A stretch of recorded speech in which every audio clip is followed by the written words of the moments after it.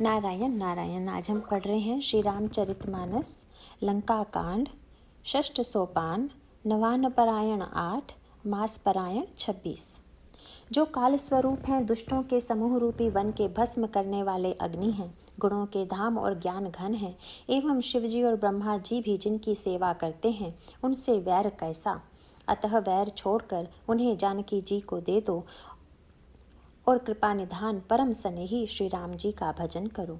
रावण को उसके वचन बाण के समान लगे। वह बोला, अरे भागे, मुंह काला करके यहाँ से निकल जा। तू बूढ़ा हो गया, नहीं तो तुझे मार ही डालता। अब मेरी आंखों को अपना मुंह न दिखला। रावण के ये वचन सुनकर उसने माल्यवान ने अपने मन में ऐसा अनुमान किया कि इसे कृपा निधान श्री राम जी अब मारना ही चाहते हैं। वह रावण को दुर्वचन कहता हुआ उठकर चला गया। तब मेघनाद क्रोधपूर्वक बोला, सवेरे मेरी करामात देखना, मैं बहुत कुछ करूँगा। थोड़ा क्या कहूँ, जो कुछ वर्णन करूँगा थोड़ा ही होगा। पुत्र के वचन सुनकर रावण को भरोसा आ गया। उसने प्रेम के साथ उसे गोद में बैठा लिया। विचार करते करते ही सवेरा हो गया। वानर फिर चारों दरवाजों पर जा लगे। वानरों ने क्रोध करके दुर्गम किले को घेर लिया। नगर में बहुत ही कोलाहल शोर मच गया। राक्षस बहुत तरह से अस्त्र शस्त्र धारण करके दौड़े और उन्होंने किले पर से पहाड़ों के शिखर ढहाए। उन्होंने पर्वतों के करोड़ों शिखर ढहाए। अनेक प्रकार से गोले चलने लगे। वे गोले ऐसे गहराते हैं जैसे वज्रपात हो रहा हो, बिजली गिरी हो, और योद्धा ऐसे गरजते हैं मानो प्रलय काल के बादल हों। विकट वानर योद्धा भिड़ते हैं, कट जाते हैं, घायल हो जाते हैं, उनके शरीर जर्जर हो जाते हैं। तब भी वे लड़ते नहीं, हिम्मत नहीं हारते। वे पहाड़ उठाकर उसे किले पर फेंकते हैं। राक्षस जहाँ के तहाँ जो जहाँ होते हैं वहीं मारे जाते हैं। मेघनाद ने कानों से ऐसा सुना कि वानरों ने आकर फिर किले को घेर लिया है। तब वह वीर किले से उतरा और डंका बजाकर उनके सामने चला। मेघनाद ने पुकार कर कहा, समस्त लोकों में प्रसिद्ध धनुर्धर कौशलाधीश दोनों भाई कहाँ हैं? नल नील द्विविध सुग्रीव और बल की सीमा अंगद और हनुमान कहाँ हैं? भाई से द्रोह करने वाला विभीषण कहाँ है? आज मैं सबको और उस दुष्ट को तो हठपूर्वक अवश्य ही मारूंगा। ऐसा कहकर उसने धनुष पर कठिन बाणों का संधान किया और अत्यंत क्रोध करके उसे कान तक खींचा। वह बाणों के समूह छोड़ने लगा मानो बहुत से पंख वाले सांप दौड़े जा रहे हों। जहाँ तहाँ वानर गिरते दिखाई पड़ने लगे। उस समय कोई भी उसके सामने न हो सके। रीछ वानर जहाँ तहाँ भाग चले। सबको युद्ध की इच्छा भूल गई। रणभूमि में ऐसा एक भी वानर या भालू नहीं दिखाई पड़ा जिसको उसने प्राणमात्र अवशेष न कर दिया हो, अर्थात जिसके केवल प्राणमात्र ही न बचे हों, बल पुरुषार्थ सारा जाता न रहा हो। फिर उसने सबको 10-10 बाण मारे। वानर वीर पृथ्वी पर गिर पड़े। बलवान और धीर मेघनाद सिंह के समान नाद करके गर्जने लगा। सारी सेना को बेहाल व्याकुल देखकर पवन सुत हनुमान क्रोध करके ऐसे दौड़े मानो स्वयं काल दौड़ा आता हो। उन्होंने तुरंत एक बड़ा भारी पहाड़ उखाड़ लिया और बड़े ही क्रोध के साथ उसे मेघनाद पर छोड़ा।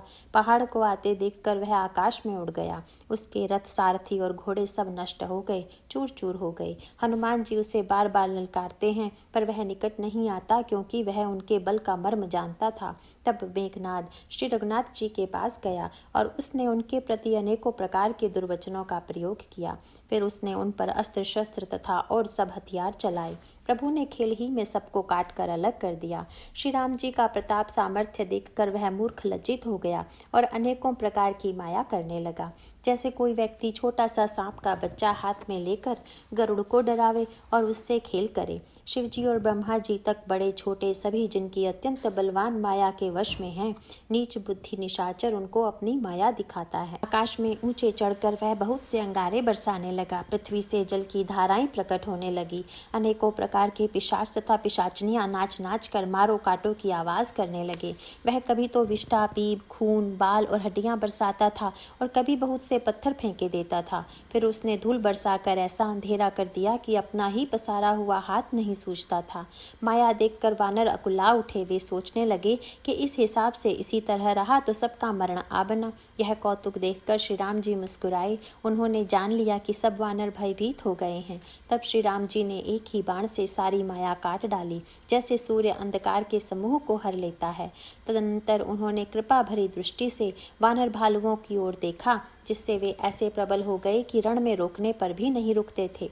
श्री राम जी से आज्ञा मांगकर अंगद आदि वानरों के साथ हाथों में धनुष बाण लिए हुए श्री लक्ष्मण जी क्रुद्ध होकर चले। उनके लाल नेत्र हैं, चौड़ी छाती और विशाल भुजाएं हैं, हिमाचल पर्वत के समान उज्ज्वल गौर वर्ण शरीर कुछ ललाई किए हुए है। इधर रावण ने भी बड़े बड़े योद्धा भेजे जो अनेकों अस्त्र शस्त्र लेकर दौड़े। पर्वत, नख और वृक्ष रूपी हथियार धारण किए हुए वानर श्री रामचंद्र जी की जय पुकार कर दौड़े। वानर और राक्षस सब जोड़ी से जोड़ी भिड़ गए। इधर और उधर दोनों ओर जय की इच्छा कम न थी, अर्थात प्रबल थी। वानर उनको घूंसों और लातों से मारते हैं, दांतों से काटते हैं। विजयशील वानर उन्हें मारकर फिर भी डांटते भी हैं, मारो मारो, पकड़ो पकड़ो, पकड़ कर मार दो, सिर तोड़ दो और भुजाएं पकड़ कर उखाड़ लो। नवों खंडों में ऐसी आवाज भर रही है, प्रचंड रुंड धड़ जहां तहां दौड़ रहे हैं। आकाश में देवतागण यह कौतुक देख रहे हैं। उन्हें कभी खेद होता है और कभी आनंद। खून गड्ढों में भर भर कर जम गया है और उस पर धूल उड़कर पड़ रही है। यह दृश्य ऐसा है मानो अंगारों के ढेरों पर राख छा रही हो। घायल वीर कैसे शोभित हैं, जैसे फूले हुए पलास के पेड़। लक्ष्मण और मेघनाथ दोनों योद्धा अत्यंत क्रोध करके एक दूसरे से भिड़ते हैं। एक दूसरे को कोई किसी को जीत नहीं सकता। राक्षस छल, बल, माया और अनीति, अधर्म करता है। तब भगवान अनंत जी, लक्ष्मण जी क्रोधित हुए और उन्होंने तुरंत उसके रथ को तोड़ डाला और सारथी को टुकड़े टुकड़े कर दिया। शेष जी, लक्ष्मण जी उस पर अनेक प्रकार से प्रहार करने लगे। राक्षस के प्राण मात्र शेष रह गए। रावण पुत्र मेघनाथ ने मन में अनुमान किया कि अब तो प्राण संकट आ बना, ये मेरे प्राण हर लेंगे। तब उसने वीरघातिनी शक्ति चलाई। वह तेजपूर्ण शक्ति लक्ष्मण जी की छाती में लगी। शक्ति के लगने से उन्हें मूर्छा आ गई। तब मेघनाथ भय छोड़कर उनके पास चला गया। मेघनाथ के समान 100 करोड़ अनगिनत योद्धा उन्हें उठा रहे हैं, परंतु जगत के आधार शेष जी उनसे कैसे उठते। तब वे लजा कर चले गए। शिव जी कहते हैं, हे गिरिजे सुनो, प्रलय काल में जिन शेषनाग के क्रोध की अग्नि 14 भुवनों को तुरंत ही जला डालती है और देवता, मनुष्य तथा समस्त चराचर जीव जिनकी सेवा करते हैं, उनको संग्राम में कौन जीत सकता है। इस लीला को वही जान सकता है जिस पर श्री राम जी की कृपा हो। संध्या होने पर दोनों ओर की सेनाएं लौट पड़ी। सेनापति अपनी अपनी सेनाएं संभालने लगे। व्यापक ब्रह्म, अजेय, संपूर्ण ब्रह्मांड के ईश्वर और करुणा की खान श्री रामचंद्र जी ने पूछा, लक्ष्मण कहाँ हैं? तब तक हनुमान उन्हें ले आए। छोटे भाई को इस दशा में देखकर प्रभु ने बहुत ही दुख माना। जाम्बवान ने कहा, लंका में सुषेण वैद्य रहता है, उसे ले आने के लिए किसको भेजा जाए। हनुमान जी छोटा रूप धर कर गए और सुषेण को उसके घर समेत तुरंत ही उठा लाए। सुषेण ने आकर श्री राम जी के चरणारविंदों में सिर नवाया। उसने पर्वत और औषध का नाम बताया और कहा कि हे पवन पुत्र, औषधि लेने जाओ। श्री राम जी के चरण कमलों को हृदय में रखकर पवन पुत्र हनुमान जी अपना बल बखान कर, अर्थात मैं अभी लिए आता हूँ, ऐसा कहकर चले। उधर एक गुप्तचर ने रावण को इस रहस्य की खबर दी। तब रावण कालनेमी के घर आया। रावण ने उसको सारा हाल बताया। कालनेमी ने सुना और बार बार सिर पीटा, खेद प्रकट किया। उसने कहा, तुम्हारे देखते देखते जिसने नगर जला डाला, उसका मार्ग कौन रोक सकता है। श्री रघुनाथ जी का भजन करके तुम अपना कल्याण करो। हे नाथ, झूठी बकवास छोड़ दो। नेत्रों को आनंद देने वाले नील कमल के समान सुंदर श्याम शरीर को अपने हृदय में रखो। मैं तू भेदभाव और ममता रूपी मूढ़ता को त्याग दो। महामोह अज्ञान रूपी रात्रि में सो रहे हो, सो जाग उठो। जो काल रूपी सर्प का भी भक्षक है, कहीं स्वप्न में भी वह रण में जीता जा सकता है। उसकी ये बातें सुनकर रावण बहुत ही क्रोधित हुआ। तब कालनेमी ने मन में विचार किया कि इसके हाथ से मरने की अपेक्षा श्री राम जी के दूत के हाथ से ही मरूं तो अच्छा है। यह दुष्ट तो पाप समूह में रत है। वह मन ही मन ऐसा कहकर चला और उसने मार्ग में माया रची। तालाब, मंदिर और सुंदर बाग बनाया। हनुमान जी ने सुंदर आश्रम देखकर सोचा कि मुनि से पूछकर जल पी लूं, जिससे थकावट दूर हो जाए। राक्षस वहां कपट से मुनि का वेश बनाए विराजमान था।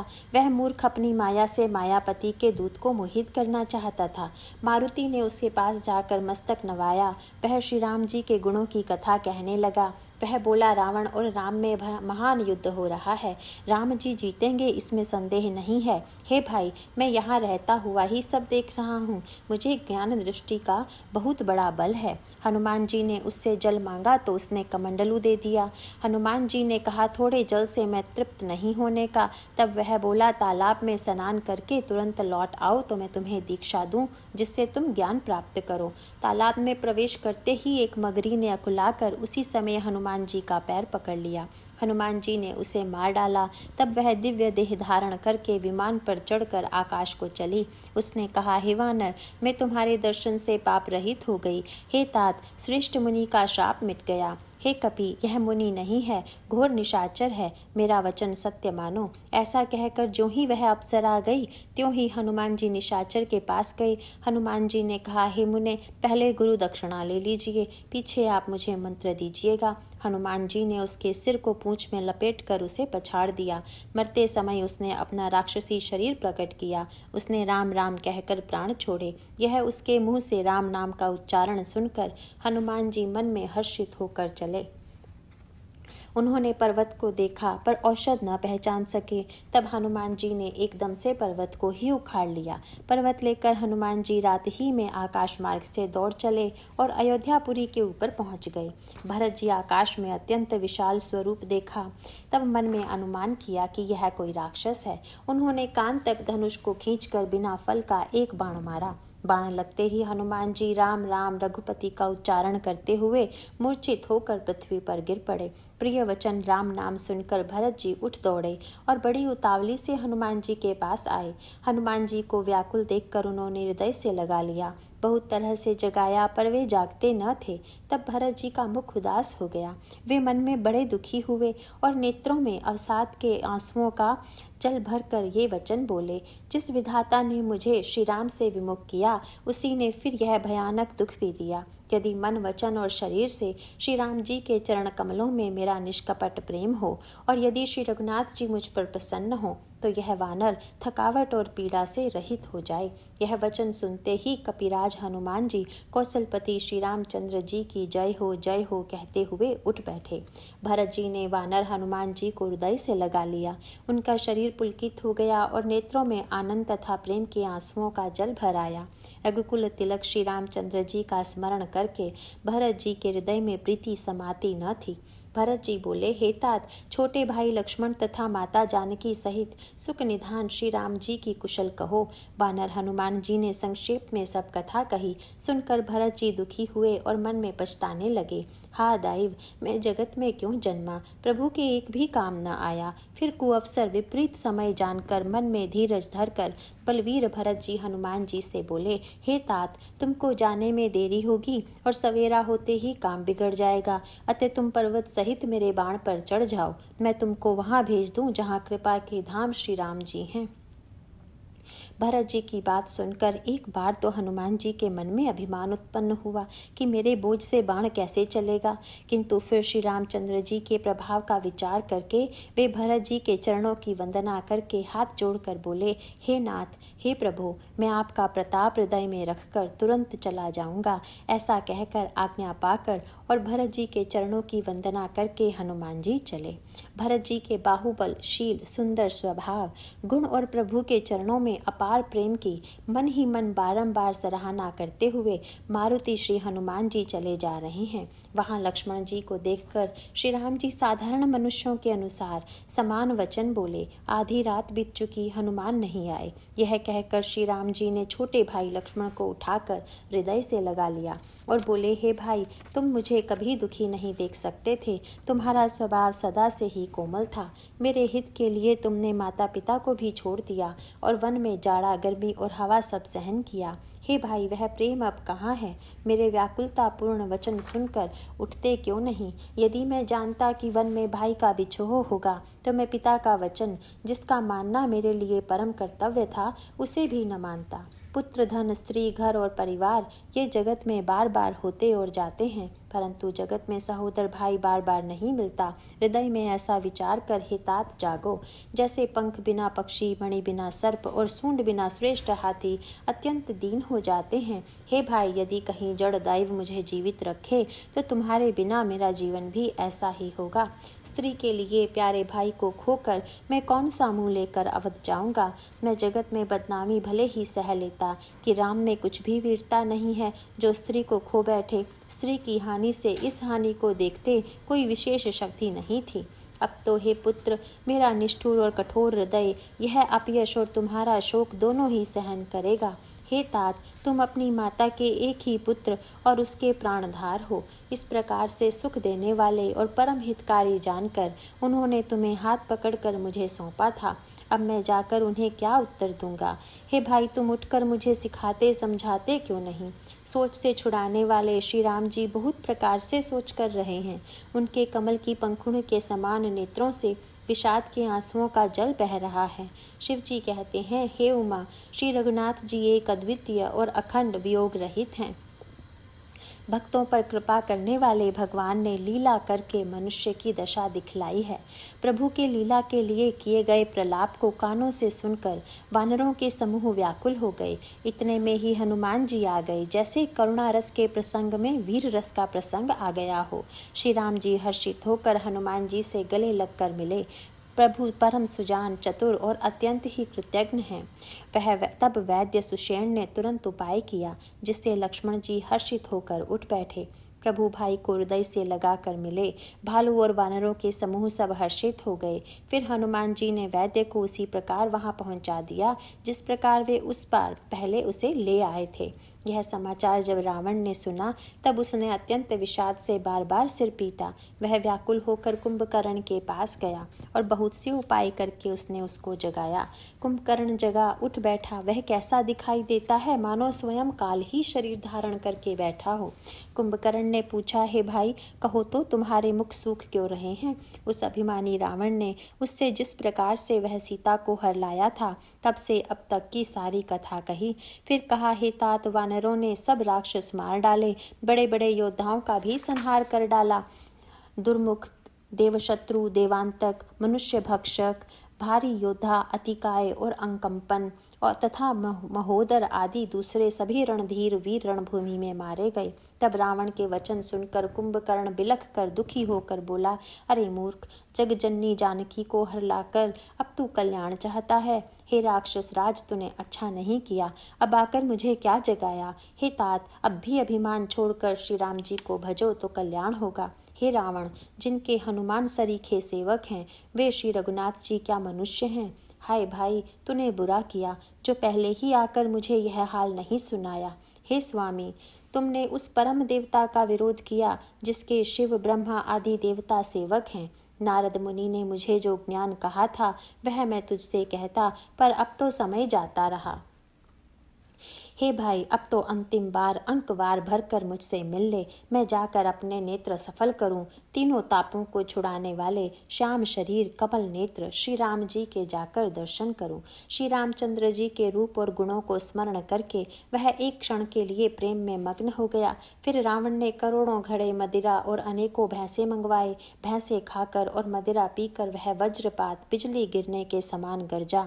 मद से चूर रण के उत्साह से पूर्ण कुंभकर्ण किला छोड़कर चला, सेना भी साथ नहीं ली। उसे देखकर विभीषण आगे आए और उसके चरणों पर गिरकर अपना नाम सुनाया। छोटे भाई को उठाकर उसने हृदय से लगा लिया और श्री रघुनाथ जी का भक्त जानकर वे उसके मन को प्रिय लगे। विभीषण ने कहा, हे तात, परम हितकर सलाह एवं विचार कहने पर रावण ने मुझे लात मारी। उसी ग्लानि के मारे मैं श्री रघुनाथ जी के पास चला आया। दिन देखकर प्रभु के मन को मैं बहुत प्रिय लगा। कुंभकर्ण ने कहा, हे पुत्र सुन, रावण तो काल के वश हो गया है, उसके सिर पर मृत्यु नाच रही है, वह क्या अब उत्तम शिक्षा मान सकता है। हे विभीषण, तू धन्य है, धन्य है, धन्य है। हे तात, तू राक्षस कुल का भूषण हो गया। हे भाई, तूने अपने कुल को देदीप्यमान कर दिया। जो शोभा और सुख के समुद्र श्री राम जी को भजा। मन, वचन और कर्म से कपट छोड़कर रणधीर श्री राम जी का भजन करना। हे भाई, मैं काल के वश हो गया हूँ, मुझे अपना पराया नहीं सूझता, इसीलिए अब तुम जाओ। भाई के वचन सुनकर विभीषण लौट गए और वहां आए जहाँ त्रिलोकी के भूषण श्री राम जी थे। विभीषण ने कहा, हे नाथ, पर्वत के समान विशाल देह वाला रणधीर कुंभकर्ण आ रहा है। वानरों ने जब कानों से इतना सुना तब वे बलवान किलकिलाकर हर्ष ध्वनि करके दौड़े, वृक्ष और पर्वत उखाड़ कर उठा लिए और क्रोध से दांत कटकटाकर उन्हें उसके ऊपर डालने लगे। रीछ वानर एक एक बार में ही करोड़ों पहाड़ों के शिखरों से उस पर प्रहार करते हैं, परंतु इससे न तो उसका मन ही मुड़ा विचलित हुआ और न शरीर ही टाले टला। जैसे मदार के फलों की मार से हाथी पर कुछ भी असर नहीं होता। तब हनुमान जी ने उसे एक घूंसा मारा, जिससे वह व्याकुल होकर पृथ्वी पर गिर पड़ा और सिर पीटने लगा। फिर उसने उठकर हनुमान जी को मारा। वे चक्कर खाकर तुरंत ही पृथ्वी पर गिर पड़े। फिर उसने नल नील को पृथ्वी पर पछाड़ दिया और दूसरे योद्धाओं को भी जहां तहां पटक पटक कर डाल दिया। वानर सेना भाग चली। सब अत्यंत भयभीत हो गए, कोई सामने नहीं आता। सुग्रीव समेत अंगद आदि वानरों को मूर्छित करके फिर वह अपरिमित बल की सीमा कुंभकर्ण वानर राज सुग्रीव को कांख में दबाकर चला। शिव जी कहते हैं, हे उमा, श्री रघुनाथ जी वैसे ही नरलीला कर रहे हैं जैसे गरुड़ सर्पों के समूह में मिलकर खेलता हो, जो भौं के इशारे मात्र से बिना परिश्रम के काल को भी खा जाता है। उसे कहीं ऐसी लड़ाई शोभा देती है? भगवान इसके द्वारा जगत को पवित्र करने वाली वह कीर्ति फैलाएंगे जिसे गा गा कर मनुष्य भवसागर से तर जाएंगे। मूर्छा जाती रही, तब मारुति हनुमान जी जागे और फिर वे सुग्रीव को खोजने लगे। सुग्रीव की भी मूर्छा दूर हुई, तब वे मुर्दे से होकर खिसक गए, कांख से नीचे गिर पड़े। कुंभकर्ण ने उनको मृतक जाना। उन्होंने कुंभकर्ण के नाक कान दांतों से काट लिए और फिर गरज कर आकाश की ओर चले। तब कुंभकर्ण ने जाना। उसने सुग्रीव का पैर पकड़कर उनको पृथ्वी पर पछाड़ दिया। फिर सुग्रीव ने बड़ी फुर्ती से उठकर उसको मारा और तब बलवान सुग्रीव प्रभु के पास आए और बोले, कृपा निधान प्रभु की जय हो, जय हो, जय हो। नाक कान काटे गए ऐसा मन में जानकर बड़ी ग्लानि हुई और वह क्रोध करके लौटा। एक तो स्वभाव आकृति से ही भयंकर था और फिर बिना नाक कान का होने से और भी भयानक हो गया। उसे देखते ही वानरों की सेना में भय उत्पन्न हो गया। रघुवंश मणि की जय हो, जय हो, जय हो, ऐसा पुकार कर वानर हू करके दौड़े और सबने एक ही साथ उस पर पहाड़ और वृक्षों के समूह छोड़े। रण के उत्साह में कुंभकर्ण विरुद्ध होकर उनके सामने ऐसे चला मानो क्रोधित होकर काल ही आ रहा हो। वह करोड़ करोड़ वानरों को एक साथ पकड़ पकड़ कर खाने लगा। वे उसके मुंह में इस तरह घुसने लगे मानो पर्वत की गुफा में टिड्डियां समा रही हों। करोड़ों वानरों को पकड़कर उसने शरीर से मसल डाला, करोड़ों को हाथों से मसलकर पृथ्वी की धूल में मिला दिया। पेट में गए हुए भालू और वानरों के ठट उसके मुंह, नाक और कानों की राह से निकल निकल कर भाग रहे हैं। रण के मद में मत राक्षस कुंभकर्ण इस प्रकार गर्वित हुआ मानो विधाता ने उसको सारा विश्व अर्पण कर दिया हो और उसे वह ग्रास कर जाएगा। सब योद्धा भाग खड़े हुए, वे लौटाए भी नहीं लौटते। आंखों से उन्हें सूझ नहीं पड़ता और पुकारने से सुनते नहीं। कुंभकर्ण ने वानर सेना को तितर बितर कर दिया। यह सुनकर राक्षस सेना भी दौड़ी। श्री रामचंद्र जी ने देखा कि अपनी सेना व्याकुल है और शत्रु की सेना नाना प्रकार की सेना आ गई है। तब कमल नयन श्री राम जी बोले, हे सुग्रीव, हे विभीषण और हे लक्ष्मण, सुनो, तुम सेना को संभालना, मैं इस दुष्ट के बल और सेना को देखता हूँ। हाथों में शार्ंग धनुष और कमर में तरकस सजकर श्री रघुनाथ जी शत्रु सेना को दलन करने चले। प्रभु ने पहले तो धनुष का टंकार किया, जिसकी भयानक आवाज सुनते ही शत्रुदल बहरा हो गया। फिर सत्य प्रतिज्ञ प्रभु 1,00,000 बाण छोड़े। वे ऐसे चले मानो पंख वाले काले सर्प चले हों। जहाँ तहाँ बहुत से बाण चले, जिनसे भयंकर राक्षस योद्धा कटने लगे। उनके चरण, छाती, सिर और भुजदंड कट रहे हैं। बहुत से वीरों के 100-100 टुकड़े हो जाते हैं। घायल चक्कर खा खा कर पृथ्वी पर पड़ रहे हैं। उत्तम योद्धा फिर संभल कर उठते और लड़ते हैं। बाण लगते ही वे मेघ की तरह गरजते हैं। बहुत से तो कठिन बाण को देखकर ही भाग जाते हैं। बिना मुंड के प्रचंड रुंड दौड़ रहे हैं और पकड़ो पकड़ो, मारो मारो का शब्द करते हुए चिल्ला रहे हैं। प्रभु के बाणों ने क्षण मात्र में भयानक राक्षसों को काट कर रख दिया। फिर वे सब बाण लौटकर श्री रघुनाथ जी के तरकस में घुस गए। कुंभकर्ण ने मन में विचार कर देखा कि श्री राम जी ने क्षण मात्र में राक्षसी सेना का संहार कर डाला। तब वह महाबली अत्यंत क्रोधित हुआ और उसने गंभीर सिंहनाद किया। वह क्रोध करके पर्वत उखाड़ लेता है और जहाँ भारी भारी वानर योद्धा होते हैं वहाँ डाल देता है। बड़े बड़े पर्वतों को आते देखकर प्रभु ने उनको बाणों से काटकर धूल के समान चूर चूर कर डाला।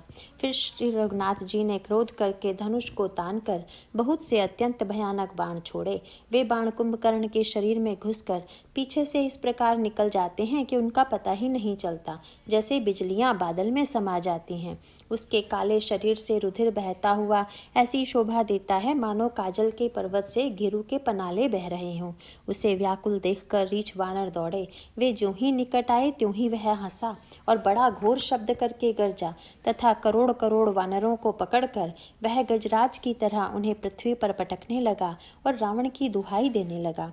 यह देखकर रीछ वानरों के झुंड ऐसे भागे जैसे भेड़िए को देखकर भेड़ों के झुंड। शिव जी कहते हैं, हे भवानी, वानर भालू व्याकुल होकर आर्तवाणी से पुकारते हुए भाग चले। वे कहने लगे, यह राक्षस दुर्भिक्ष के समान है जो अब वानर कुल रूपी देश में पड़ना चाहता है। हे कृपा रूपी जल के धारण करने वाले मेघ रूप श्री राम, हे खर के शत्रु, हे शरणागत के दुख हरने वाले, रक्षा कीजिए, रक्षा कीजिए। करुणा भरे वचन सुनते ही भगवान धनुष बाण सुधार कर चले। महाबलशाली श्री राम जी ने सेना को अपने पीछे कर लिया और वे अकेले क्रोधपूर्वक चले आगे बढ़े। उन्होंने धनुष को खींचकर 100 बाण संधान किए। बाण छूटे और उसके शरीर में समा गए। बाणों के लगते ही वह क्रोध में भरकर दौड़ा। उसके दौड़ने से पर्वत डगमगाने लगे और पृथ्वी हिलने लगी। उसने एक पर्वत उखाड़ लिया। रघुकुल तिलक श्री राम जी ने उसकी वह भुजा ही काट दी। तब वह बाएं हाथ में पर्वत को लेकर दौड़ा। प्रभु ने उसकी वह भुजा भी काटकर पृथ्वी पर गिरा दी। भुजाओं के कट जाने पर वह दुष्ट कैसी शोभा पाने लगा जैसे बिना पंख का मंदराचल पहाड़ हो। उसने उग्र दृष्टि से प्रभु को देखा, मानो तीनों लोगों को निगल जाना चाहता हो। वह बड़े जोर से चिंगाड़ कर मुंह फैलाकर दौड़ा। आकाश में सिद्ध और देवता डर कर हा हा हा इस प्रकार पुकारने लगे। करुणा निधान भगवान ने देवताओं को भयभीत जाना। तब उन्होंने धनुष को कान तक तान कर राक्षस के मुख को बाणों के समूह से भर दिया, तो भी वह महाबली पृथ्वी पर ना गिरा। मुख में बाण भरे हुए भी वह प्रभु के सामने दौड़ा, मानो कालरूपी सजीव तरकस ही आ रहा हो। तब प्रभु ने क्रोध करके तीक्ष्ण बाण लिया और उसके सिर को धड़ से अलग कर दिया। वह सिर रावण के आगे जा गिरा। उसे देखकर रावण ऐसा व्याकुल हुआ जैसे मणि के छूट जाने पर सर्प। कुंभकर्ण का प्रचंड धड़ दौड़ा जिससे पृथ्वी धंसी जाती थी। तब प्रभु ने काटकर उसके 2 टुकड़े कर दिए। वानर भालू और निशाचरों को अपने नीचे दबाते हुए वे दोनों टुकड़े पृथ्वी पर ऐसे पड़े जैसे आकाश से 2 पहाड़ गिरे हों। उसका तेज प्रभु श्री रामचंद्र जी के मुख में समा गया। यह देखकर देवता और मुनि सभी ने आश्चर्य माना। देवता नगाड़े बजाते हर्षित होते और स्तुति करते हुए बहुत से फूल बरसा रहे हैं। विनती करके सब देवता चले गए। उसी समय देवर्षि नारद आए। आकाश के ऊपर से उन्होंने श्री हरि के सुंदर वीर रस युक्त गुण समूह का गान किया जो प्रभु के मन को बहुत ही भाया। मुनि यह कहकर चले गए कि अब दुष्ट रावण को शीघ्र मारिए। उस समय श्री रामचंद्र जी रणभूमि में आकर अत्यंत सुशोभित हुए। अतुलनीय बल वाले कौशलपति श्री रघुनाथ जी रणभूमि में सुशोभित हैं।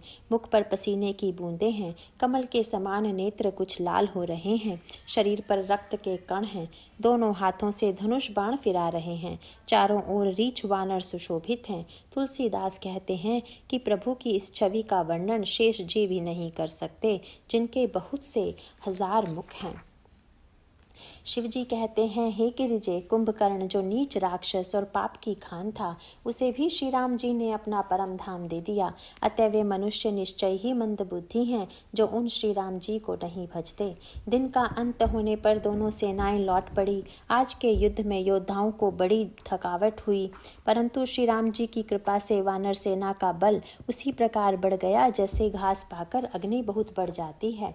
उधर राक्षस दिन रात इस प्रकार घटते जा रहे हैं जिस प्रकार अपने ही मुख से कहने पर पुण्य घट जाते हैं।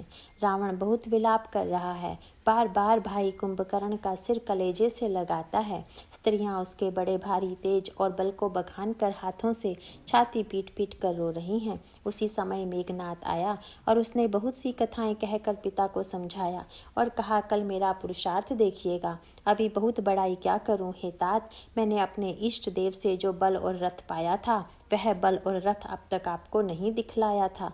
इस प्रकार डींग मारते हुए सवेरा हो गया। लंका के चारों दरवाजों पर बहुत से वानर आ डटे। इधर काल के समान वीर वानर भालू हैं और उधर अत्यंत रणधीर राक्षस। दोनों ओर के योद्धा अपनी अपनी जय के लिए लड़ रहे हैं। हे गरुड़, उनके युद्ध का वर्णन नहीं किया जा सकता। मेघनाथ उसी पूर्वोक्त मायामय रथ पर चढ़कर आकाश में चला गया और अट्ठास करके गरजा, जिससे वानरों की सेना में भय छा गया। वह शक्ति, शूल, तलवार, कृपाण आदि अस्त्र शस्त्र एवं वज्र आदि बहुत से आयुध चलाने तथा फरसे, परिघ, पत्थर आदि डालने और बहुत से बाणों की वृष्टि करने लगा। आकाश में दसों दिशाओं में बाण छा गए, मानो मघा नक्षत्र के बादलों ने झड़ी लगा दी हो। पकड़ो पकड़ो मारो, ये शब्द कानों से सुनाई पड़ते हैं, पर जो मार रहा है उसे कोई नहीं जान पाता। पर्वत और वृक्षों को लेकर वानर आकाश में दौड़कर चले जाते हैं, पर उसे देख नहीं पाते। इससे दुखी होकर लौट आते हैं। मेघनाथ ने माया के बल से अटपटी घाटियों, रास्तों और पर्वत कंदराओं को बाणों के पिंजरे बना दिए, बाणों से छा दिया। अब कहाँ जाएं, यह सोचकर रास्ता न पाकर वानर व्याकुल हो गए, मानो पर्वत इंद्र की कैद में पड़े हों। मेघनाथ ने मारुति, हनुमान, अंगद, नल और नील आदि सभी बलवानों को व्याकुल कर दिया। फिर उसने लक्ष्मण जी, सुग्रीव और विभीषण को बाणों से मारकर उनके शरीर को छलनी कर दिया। फिर वह श्री रघुनाथ जी से लड़ने लगा। वह जो बाण छोड़ता है वे सांप होकर लगते हैं। जो स्वतंत्र, अनंत, एक और निर्विकार हैं, वे खर के शत्रु श्री राम जी लीला से नागपाश के वश में हो गए, उससे बंध गए। श्री रामचंद्र जी सदा स्वतंत्र, एक अद्वितीय भगवान हैं। वे नट की तरह अनेकों प्रकार के दिखावटी चरित्र करते हैं। रण की शोभा के लिए प्रभु ने अपने को नागपाश में बांध लिया, पर किंतु उससे देवताओं को बड़ा भारी भय हुआ। शिव जी कहते हैं, हे गिरिजे, जिनका नाम जप कर मुनि भव जन्म मृत्यु की फांसी को काट डालते हैं, वे सर्वव्यापक और विश्व निवास, विश्व के आधार प्रभु कहीं बंधन में आ सकते हैं। हे भवानी, श्री राम जी इन सगुण लीलाओं के विषय में बुद्धि और वाणी के बल से तर्क निर्णय नहीं किया जा सकता। ऐसा विचार कर जो तत्वज्ञानी और विरक्त पुरुष हैं, वे सब तर्क शंका छोड़कर श्री राम जी का भजन ही करते हैं। मेघनाथ ने सेना को व्याकुल कर दिया। फिर वह प्रकट हो गया और दुर्वचन कहने लगा। इस पर जाम्बवान ने कहा, अरे दुष्ट, खड़ा रह। यह सुनकर उसे बड़ा क्रोध बढ़ा। अरे मूर्ख, मैंने बूढ़ा जानकर तुझको छोड़ दिया था। अरे अधम, अब तू मुझी को ललकारने लगा है। ऐसा कहकर उसने चमकता हुआ त्रिशूल चलाया। जाम्बवान उसी त्रिशूल को हाथ से पकड़कर दौड़ा और उसे मेघनाथ की छाती पर दे मारा। वह देवताओं का शत्रु चक्कर खाकर पृथ्वी पर गिर पड़ा। जाम्बवान ने फिर क्रोध में भरकर पैर पकड़कर उसको घुमाया और पृथ्वी पर पटक कर उसे अपना बल दिखलाया, किंतु वरदान के प्रताप से वह मारे नहीं मरता। तब जाम्बवान ने उसका पैर पकड़कर उसे लंका पर फेंक दिया। इधर देवर्षि नारद जी ने गरुड़ को भेजा। वे तुरंत ही श्री राम जी के पास आ पहुंचे। पक्षीराज गरुड़ जी सब माया सर्पों के समूहों को पकड़कर खा गए। तब सब वानरों के झुंड माया से रहित होकर हर्षित हुए। पत्थर, पर्वत, वृक्ष, पत्थर और नख धारण किए वानर क्रोधित होकर दौड़े। निशाचर विशेष व्याकुल होकर भाग चले और भागकर किले पर चढ़ गए। मेघनाथ की मूर्छा छूटी। तब पिता को देखकर उसे बड़ी शर्म लगी। मैं अजेय होने को यज्ञ करूं, ऐसा मन में निश्चय करके वह तुरंत श्रेष्ठ पर्वत की गुफा में चला गया। यहाँ विभीषण ने यह सलाह विचारी और श्री रामचंद्र जी से कहा, हे अतुलनीय बलवान उदार प्रभो, देवताओं को सताने वाला दुष्ट मायावी मेघनाथ अपवित्र यज्ञ कर रहा है। हे प्रभु, यदि वह यज्ञ सिद्ध हो पाएगा तो हे नाथ, फिर मेघनाथ जल्दी जीता न जा सकेगा। यह सुनकर श्री रघुनाथ जी ने बहुत सुख माना और अंगद आदि बहुत से वानरों को बुलाया और कहा, हे भाइयों, सब लोग लक्ष्मण के साथ जाओ और जाकर यज्ञ को विध्वंस करो। हे लक्ष्मण, संग्राम में तुम उसे मारना। देवताओं को भयभीत देखकर मुझे बड़ा दुख है। हे भाई सुनो, उसको ऐसे बल और बुद्धि के उपाय से मारना जिससे निशाचर का नाश हो। हे जाम्बवान, सुग्रीव और विभीषण, तुम तीनों जने सेना समेत इनके साथ रहना। इस प्रकार जब श्री रघुवीर ने आज्ञा दी तब कमर में तरकस कसकर और धनुष सजाकर रणधीर श्री लक्ष्मण जी प्रभु के प्रताप को हृदय में धारण करके मेघ के समान गंभीर वाणी बोले, यदि मैं आज उसे बिना मारे आऊं तो श्री रघुनाथ जी का सेवक न कहलाऊं। यदि सैकड़ों शंकर भी उसकी सहायता करें तो भी श्री रघुवीर की दुहाई है, आज मैं उसे मार ही डालूंगा। श्री रघुनाथ जी के चरणों में सिर नवाकर शेषावतार श्री लक्ष्मण जी तुरंत चले। उनके साथ अंगद, नील, मयंद, नल और हनुमान आदि उत्तम योद्धा थे। वानरों ने जाकर देखा कि वह बैठा हुआ खून और भैंसे की आहुति दे रहा है। वानरों ने सब यज्ञ विध्वंस कर दिया। फिर भी जब वह नहीं उठा तब वे उसकी प्रशंसा करने लगे। इतने पर भी वह न उठा तब उन्होंने जाकर उसके बाल पकड़े और लातों से मार मार कर वे भाग चले। वह त्रिशूल लेकर दौड़ा तब वानर भागे और वहां आ गए जहां लक्ष्मण जी खड़े थे। वह अत्यंत क्रोध का मारा हुआ आया और बार बार भयंकर शब्द करके गरजने लगा। मारुति और अंगद क्रोध करके दौड़े। उसने छाती में त्रिशूल मारकर दोनों को धरती पर गिरा दिया। फिर उसने प्रभु श्री लक्ष्मण जी पर प्रचंड त्रिशूल छोड़ा। अनंतर श्री लक्ष्मण जी ने बाण मारकर उसके 2 टुकड़े कर दिए। हनुमान जी और युवराज अंगद फिर उठकर क्रोध करके उसे मारने लगे, पर उसे चोट न लगी। शत्रु मेघनाथ मारे नहीं मरता यह देखकर जब वीर लौटे तब वह घोड़ चिंगाड़ करके दौड़ा। उसे क्रुद्ध काल की तरह आता देखकर लक्ष्मण जी ने भयानक बाण छोड़े। वज्र के समान बाणों को आते देखकर वह दुष्ट तुरंत अंतर ध्यान हो गया और फिर भांति भांति के रूप धारण करके युद्ध करने लगा। वह कभी प्रकट होता था और कभी छिप जाता था। शत्रु को पराजित न होते देखकर वानर डरे। तब सर्पराज शेष जी बहुत ही क्रोधित हुए। लक्ष्मण जी ने मन में यह विचार किया कि इस पापी को मैं बहुत खिला चुका, अब और अधिक खिलाना अच्छा नहीं, अब तो इसे समाप्त ही कर देना चाहिए। कौशलपति श्री राम जी के प्रताप का स्मरण करके लक्ष्मण जी ने वीरोचित दर्प करके बाण का संधान किया। बाण छोड़ते ही उसकी छाती के बीच में लगा। मरते समय उसने सब कपट त्याग दिया। राम के छोटे भाई लक्ष्मण कहाँ हैं, राम कहाँ हैं, ऐसा कहकर उसने प्राण छोड़ दिए। अंगद और हनुमान कहने लगे, तेरी माता धन्य है जो तू लक्ष्मण जी के हाथों मरा और मरते समय श्री राम लक्ष्मण को स्मरण करके तूने उनके नामों का उच्चारण किया। हनुमान जी ने उसको बिना ही परिश्रम के उठा लिया और लंका के दरवाजे पर रखकर वे लौट आए। उसका मरना सुनकर देवता और गंधर्व आदि सब विमानों पर चढ़कर आकाश में आ गए। वे फूल बरसाकर नगाड़े बजाते हैं और श्री रघुनाथ जी का निर्मल यश गाते हैं। हे अनंत आपकी जय हो, हे जगद आधार आपकी जय हो। हे प्रभु आपने सब देवताओं का महान विपत्ति से उद्धार किया। देवता और सिद्ध स्तुति करके चले गए। तब लक्ष्मण जी कृपा के समुद्र श्री राम जी के पास आए। रावण ने जो ही पुत्रवध का समाचार सुना त्यों ही वह मूर्छित होकर पृथ्वी पर गिर पड़ा। मंदोदरी छाती पीट पीट कर और बहुत प्रकार से पुकार कर बड़ा भारी विलाप करने लगी। नगर के सब लोग शोक से व्याकुल हो गए। तभी रावण को नीच कहने लगे।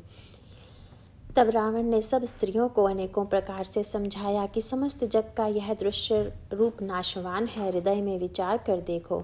रावण ने उनको ज्ञान का उपदेश दिया। वह स्वयं तो नीच है पर उसकी कथा बातें शुभ और पवित्र हैं। दूसरों को उपदेश देने में तो बहुत लोग निपुण होते हैं, पर ऐसे लोग अधिक नहीं हैं जो उपदेश के अनुसार आचरण भी करते हैं। रात बीत गई, सवेरा हुआ। रीछ वानर फिर चारों दरवाजों पर जा डटे। योद्धाओं को बुलवाकर दशमुख रावण ने कहा, लड़ाई में शत्रु के सन्मुख जिसका मन डावाडोल हो, अच्छा है वह अभी भाग जाए। युद्ध में जाकर विमुख होने भागने में भलाई नहीं है। मैंने अपनी भुजाओं के बल पर वैर बढ़ाया है। जो शत्रु चढ़ आया है उसको मैं अपने ही उत्तर दे लूँगा। ऐसा कहकर उसने पवन के समान तेज चलने वाला रथ सजाया। सारे जुझाऊ लड़ाई के बाजे बजने लगे। सब अतुलनीय बलवान वीर ऐसे चले मानो काजल की आंधी चली हो। उस समय असंख्य अपशगुन होने लगे, पर अपनी भुजाओं के बल का बड़ा गर्व होने से रावण उन्हें गिनता नहीं है। अत्यंत गर्व के कारण वह शकुन अशकुन का विचार नहीं करता। हथियार हाथों से गिर रहे हैं। योद्धा रथ से गिर पड़ते हैं। घोड़े हाथी साथ छोड़कर चिंगाड़ते हुए भाग जाते हैं। सियार, गीद, कोए और गधे शब्द कर रहे हैं। बहुत अधिक कुत्ते बोल रहे हैं। उल्लू ऐसे भयानक शब्द कर रहे हैं मानो काल के दूत हों और मृत्यु का संदेशा सुना रहे हों। जो जीवों के द्रोह में रत है, मोह के वश हो रहा है, राम विमुख है और कामासक्त है, उसको क्या कभी स्वप्न में भी संपत्ति, शुभ शकुन और चित्त की शांति हो सकती है? राक्षसों की अपार सेना चली, चतुरंगिणी सेना की बहुत सी टुकड़ियां हैं, अनेकों प्रकार के वाहन, रथ और सवारियां हैं तथा बहुत से रंगों की अनेकों पताकाएं और ध्वजाएं हैं। मतवाले हाथियों के बहुत से झुंड चले, मानो पवन से प्रेरित हुए वर्षा ऋतु के बादल हों। रंग बिरंगे बाना धारण करने वाले वीरों के समूह हैं, जो युद्ध में बड़े शूरवीर हैं और बहुत प्रकार की माया जानते हैं। अत्यंत विचित्र फौज शोभित है, मानो वीर बसंत ने सेना सजाई हो। सेना के चलने से दिशाओं के हाथी डिगने लगे, समुद्र क्षुभित हो गए और पर्वत डगमगाने लगे। इतनी धूल उड़ी कि सूर्य छिप गए, फिर सहसा पवन रुक गया और पृथ्वी अकुला उठी। ढोल और नगाड़े भीषण ध्वनि से बज रहे हैं, जैसे प्रलय काल के बादल गरज रहे हों। भेरी, नफीरी, तुरही और शहनाई में योद्धाओं को सुख देने वाला मारू राग बज रहा है। सब वीर सिंहनाद करते हैं और अपने अपने बल पौरुष का बखान कर रहे हैं। रावण ने कहा, हे उत्तम योद्धाओं सुनो, तुम रीछ वानरों के ठठ को मसल डालो, मैं दोनों राजकुमार भाइयों को मारूंगा। ऐसा कहकर उसने अपनी सेना सामने चलाई। जब सब वानरों ने यह खबर पाई, तब वे श्री रघुवीर की दुहाई देते हुए दौड़े।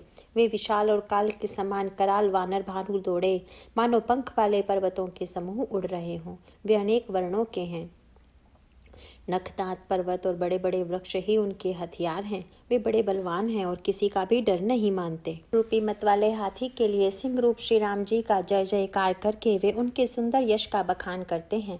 दोनों ओर के योद्धा जय जयकार करके अपनी अपनी जोड़ी जान चुनकर इधर श्री रघुनाथ जी का और उधर रावण का बखान करके परस्पर भिड़ गए। रावण को रथ पर और श्री रघुनाथ जी को बिना रथ के देखकर विभीषण अधीर हो गए। प्रेम अधिक होने से उनके मन में संदेह हो गया कि वे बिना रथ के रावण को कैसे जीत सकेंगे। श्री राम जी के चरणों की वंदना करके वे स्नेहपूर्वक कहने लगे, हे नाथ, आपके न रथ है, न तन की रक्षा करने वाला कवच है और न जूते ही हैं। वह बलवान वीर रावण किस प्रकार जीता जाएगा?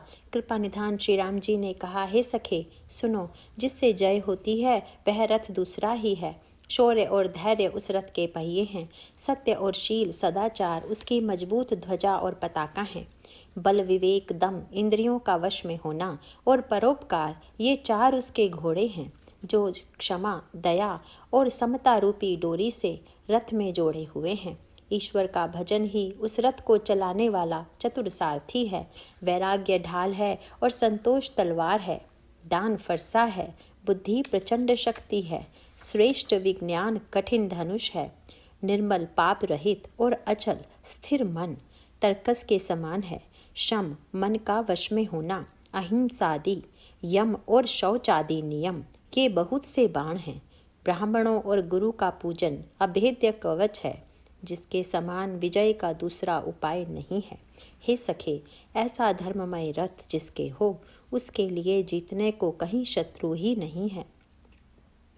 हे धीर बुद्धि वाले सखा सुनो, जिसके पास ऐसा दृढ़ रथ हो, वह वीर संसार रूपी महान दुर्जय शत्रु को भी जीत सकता है।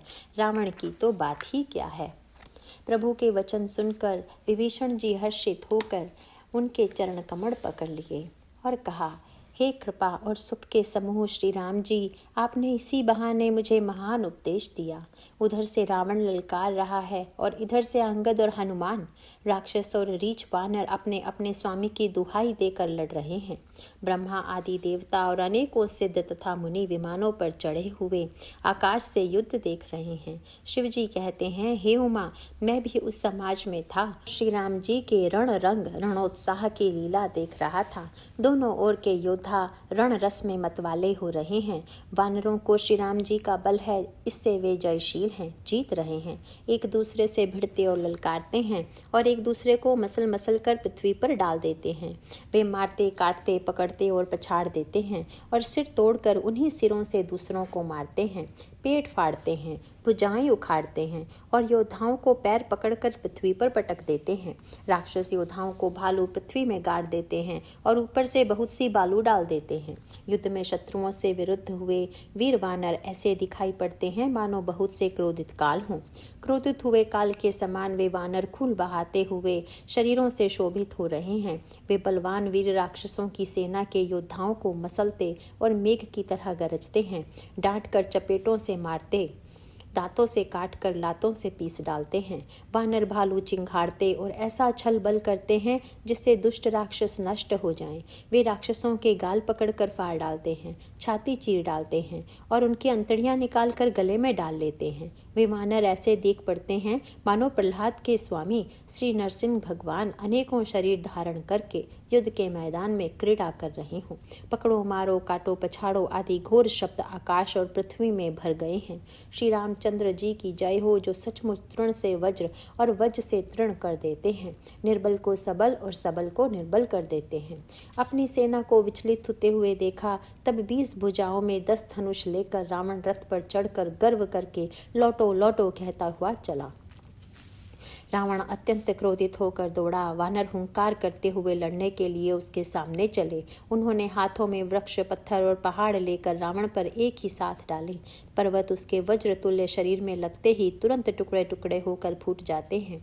अत्यंत क्रोधी रणोन्मत्त रावण रथ रोककर अचल खड़ा रहा, अपने स्थान से जरा भी नहीं हिला। उसे बहुत ही क्रोध हुआ। वह इधर उधर झपट कर और डपट कर वानर योद्धाओं को मसलने लगा। अनेकों वानर भालू हे अंगद, हे हनुमान, रक्षा करो पुकारते हुए भाग चले।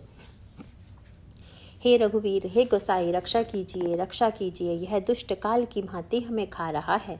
उसने देखा कि सब बानर भाग छूटे, तब रावण ने 10 धनुषों पर बाण संधान किए। उसने धनुष पर संधान करके बाणों की समूह छोड़े। वे बाण सर्प की तरह उड़कर जा लगते थे। पृथ्वी, आकाश और दिशा विदिशा सर्वत्र बाण भर रहे हैं। बानर भागे तो कहाँ, अत्यंत कोलाहल मच गया। वानर भालुओं की सेना व्याकुल होकर आर्त होकर पुकारने लगी, हे रघुवीर, हे करुणा सागर, हे पीड़ितों के बंधु, हे सेवकों की रक्षा करके उनके दुख हरने वाले हरि। अपनी सेना को व्याकुल देखकर कमर में तरकस कसकर और हाथों में धनुष लेकर श्री रघुनाथ जी चरणों पर मस्तक नवाकर लक्ष्मण जी क्रोधित होकर चले। लक्ष्मण जी ने पास जाकर कहा, अरे दुष्ट, वानर भालुओं को क्या मार रहा है? मुझे देख, मैं तेरा काल हूँ। रावण ने कहा, अरे मेरे पुत्र के घातक, मैं तुझी को ढूंढ रहा था। आज तुझे मारकर अपनी छाती ठंडी करूंगा। ऐसा कहकर उसने प्रचंड बाण छोड़े। लक्ष्मण जी ने सबके सैकड़ों टुकड़े कर डाले। रावण ने करोड़ों अस्त्र शस्त्र चलाए। लक्ष्मण जी ने उनको तिल के बराबर करके काट कर हटा दिया। फिर अपने बाणों से उस पर प्रहार किया और उसके रथ को तोड़कर सारथी को मार डाला। रावण के 10 मस्तकों में 100 बाण मारे। वे सिरों में ऐसे बैठ गए मानो पहाड़ के शिखर में सर्प प्रवेश कर रहे हों। फिर 100 बाण उसकी छाती में मारे। वह पृथ्वी पर गिर पड़ा। उसे कुछ भी होश न रहा। फिर मूर्छा हटने पर वह प्रबल रावण उठा और उसने वह शक्ति चलाई जो ब्रह्मा जी ने उसे दी थी। वह ब्रह्मा की दी हुई प्रचंड शक्ति लक्ष्मण जी को ठीक छाती में लगी। वीर लक्ष्मण जी व्याकुल होकर गिर पड़े। तब रावण उन्हें उठाने लगा, पर उसके अतुलित बल की महिमा यूं ही रह गई, व्यर्थ हो गई। वह उन्हें उठा न सका। जिनके एक ही सिर पर ब्रह्मांड रूपी भवन धूल के एक कण के समान विरजता है, उन्हें मूर्ख रावण उठाना चाहता है। वह तीनों भवनों के स्वामी लक्ष्मण जी को नहीं जानता। यह देखकर पवन पुत्र हनुमान जी कठोर वचन बोलते हुए दौड़े। हनुमान जी के आते ही रावण उन पर अत्यंत भयंकर घूंसे का प्रहार किया। हनुमान जी घुटने टेक कर रह गए, पृथ्वी पर नहीं गिरे और फिर क्रोध से भरे हुए संभाल कर उठे। हनुमान जी ने रावण को एक घूंसा मारा। वह ऐसा गिर पड़ा जैसे वज्र की मार से पर्वत गिरा हो। मूर्छा भंग होने पर वह फिर जागा और हनुमान जी के बड़े भारी बल को सराहने लगा। हनुमान जी ने कहा, मेरे पौरुष को धिक्कार है और मुझे भी धिक्कार है जो हे देवद्रोही, तू अब भी जीता रह गया। ऐसा कहकर और लक्ष्मण जी को उठाकर हनुमान जी श्री रघुनाथ जी के पास ले आए। यह देखकर रावण को आश्चर्य हुआ। श्री रघुवीर जी ने लक्ष्मण जी से कहा, हे भाई, हृदय में समझो तुम काल के भी भक्षक और देवताओं के भी रक्षक हो। ये वचन सुनते ही कृपालु लक्ष्मण जी उठ बैठे। वह कराल शक्ति आकाश को चली गई। लक्ष्मण जी फिर धनुष बाण लेकर दौड़े और बड़ी शीघ्रता से शत्रु के सामने आ पहुंचे। फिर उन्होंने बड़ी ही शीघ्रता से रावण के रथ को चूर चूर कर और सारथी को मारकर उसे रावण को व्याकुल कर दिया। 100 बाणों से उसका हृदय भेद दिया, जिससे रावण अत्यंत व्याकुल होकर पृथ्वी पर गिर पड़ा। तब दूसरा सारथी उसे रथ में डालकर तुरंत ही लंका को ले गया। प्रताप के समूह श्री रघुवीर के भाई लक्ष्मण जी ने फिर आकर प्रभु के चरणों में प्रणाम किया। महालंका में रावण मूर्छा से जागकर कुछ यज्ञ करने लगा। वह मूर्ख और अत्यंत अज्ञानी हठवश रघुनाथ जी से विरोध करके विजय चाहता है। जहाँ विभीषण जी ने सब खबर पाई और तुरंत जाकर श्री रघुनाथ जी को कह सुनाई कि हे नाथ, रावण एक यज्ञ कर रहा है, उसके सिद्ध होने पर वह अभागा सहज ही नहीं मरेगा। हे नाथ, तुरंत वानर योद्धाओं को भेजिए जो यज्ञ का विध्वंस करें, जिससे रावण युद्ध में आवे। प्रातःकाल होते ही प्रभु ने वीर योद्धाओं को भेजा। हनुमान और अंगद आदि सब प्रधान वीर दौड़े। वानर खेल से ही कूदकर लंका पर जा चढ़े और निर्भय रावण के महल में जा घुसे। जो ही उसको यज्ञ करते देखा त्यों ही सब वानरों को बहुत क्रोध हुआ। उन्होंने कहा, अरे ओ निर्लज, रणभूमि से घर भाग आया और यहाँ आकर बगुले का सा ध्यान लगाकर बैठा है। ऐसा कहकर अंगद ने लात मारी, पर उसने इनकी ओर देखा भी नहीं। उस दुष्ट का मन स्वार्थ में अनुरक्त था। जब उसने नहीं देखा तब वानर क्रोध करके उसे दांतों से पकड़कर काटने और लातों से मारने लगे। स्त्रियों को बाल पकड़कर घर से बाहर घसीट लाई। वे अत्यंत ही दीन होकर पुकारने लगी। तब रावण काल के समान क्रोधित होकर उठा और वानरों को पैर पकड़कर पटकने लगा। इसी बीच में वानरों ने यज्ञ विध्वंस कर डाला। यह देखकर वह वन में हारने लगा, निराश होने लगा। यज्ञ विध्वंस करके सब चतुर वानर रघुनाथ जी के पास आ गए। तब रावण जीने की आशा छोड़कर क्रोधित होकर चला। चलते समय भयंकर अमंगल अपशगुन होने लगे। गीद उड़ उड़कर उसके सिरों पर बैठने लगे, किंतु वह काल के वश था, इससे किसी भी अपशगुन को नहीं मानता था। उसने कहा, युद्ध का डंका बजाओ। निशाचरों की अपार सेना चली। उसमें बहुत से हाथी, रथ, घुड़सवार और पैदल हैं।